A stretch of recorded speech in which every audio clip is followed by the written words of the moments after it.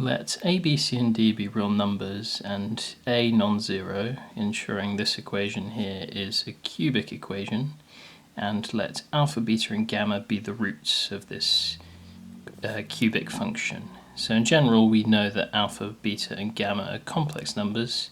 We know at least one of them is real because every cubic equation has a real root.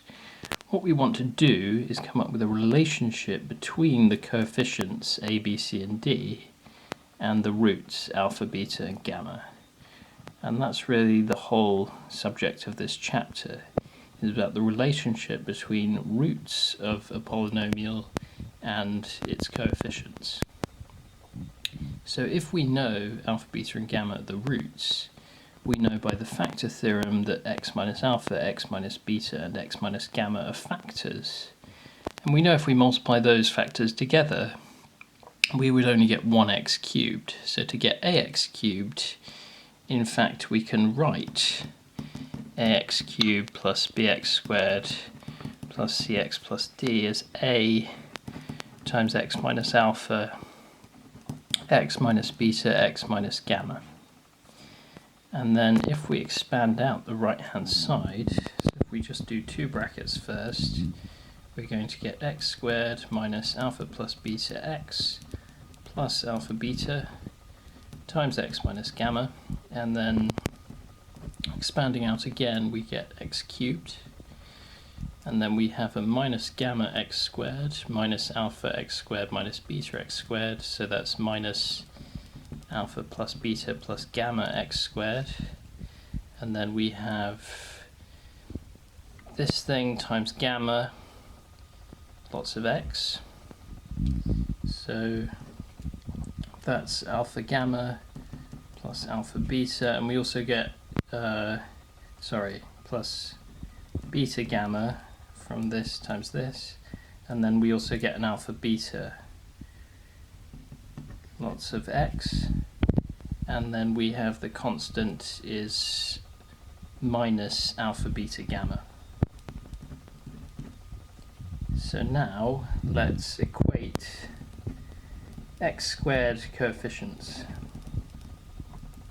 So on this side we just have b, and on this side we have a times minus alpha plus beta plus gamma. So this tells us alpha plus beta plus gamma is minus b over a. And then if we equate x coefficients, we get c on the left hand side, cx, is a times this term, so that's and I'm sorry, that should be plus, shouldn't it? It's plus alpha beta x plus alpha gamma x plus beta gamma x, so there's a plus here. So we get alpha gamma plus beta gamma plus alpha beta all times a. So this tells us that the product of pairs of two different roots, alpha beta plus beta gamma plus gamma alpha, is c over a. And then lastly, if we equate constants, we have d is equal to a times minus alpha beta gamma. So this tells us the product of the three roots alpha beta gamma is minus d over a. So we've got these three formulas that relate the roots to the coefficients. These are called Vieta's formulas. And analogous formulae exist for higher order polynomials such as quartics and quintics. We'll come on to that later, but we're going to use these to solve some algebra problems. So now let's consider this question. If alpha, beta, and gamma are the roots of 2x cubed plus 3x squared minus 4x plus 2, without solving the equation, find the values of these expressions. So without solving the equation, this means you wouldn't get any marks for solving it and then finding these expressions. You have to use this. So the first one, well, that looks a bit like this.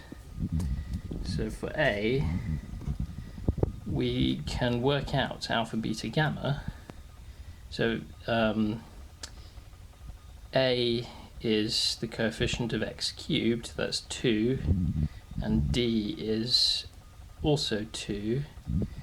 So alpha squared, beta squared, gamma squared, well that's alpha, beta, gamma squared, which is minus D over A squared, which is minus 2 over 2 squared, which is 1.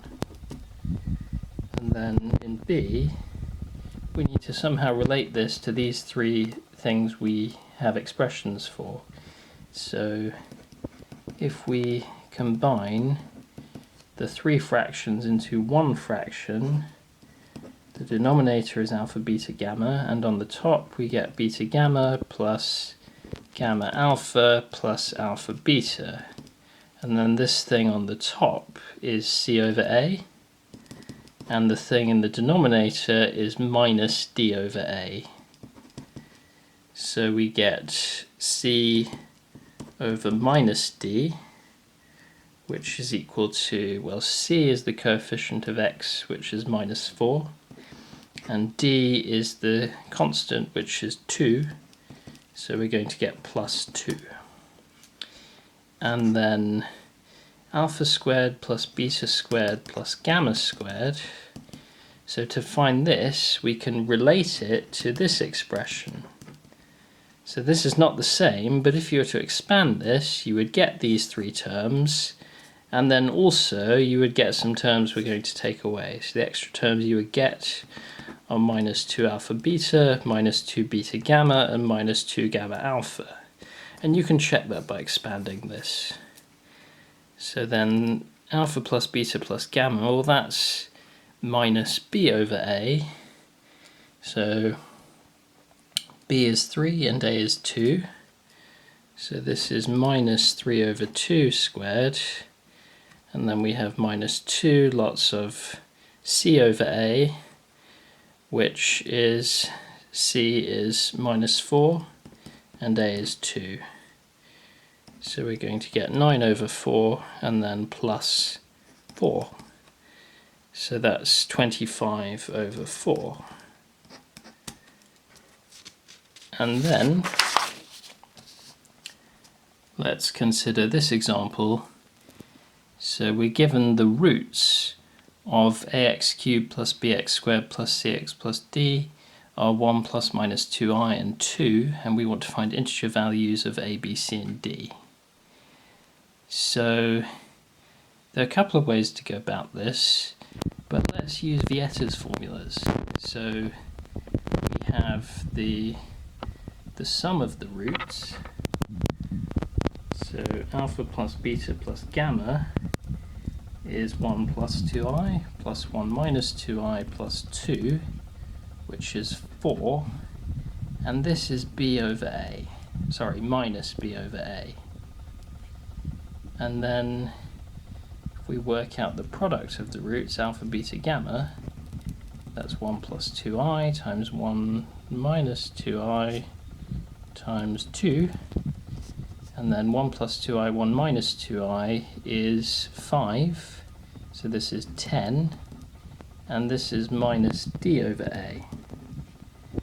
And then if we look at alpha beta plus beta gamma plus gamma alpha, we have 1 plus 2i times 1 minus 2i plus 2 times 1 plus 2i plus 2 times 1 minus 2i, and this is 5 plus 2 plus 4i plus 2 minus 4i, which is 9, and this is c over a.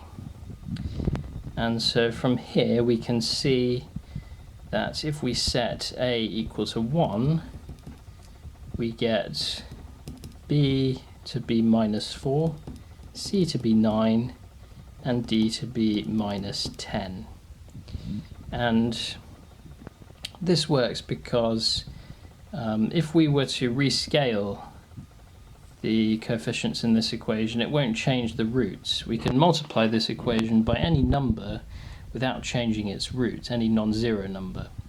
So we can choose one of the 4 parameters, and we choose a to be 1 for convenience, and this ensures also that a, b, c, and d are integers.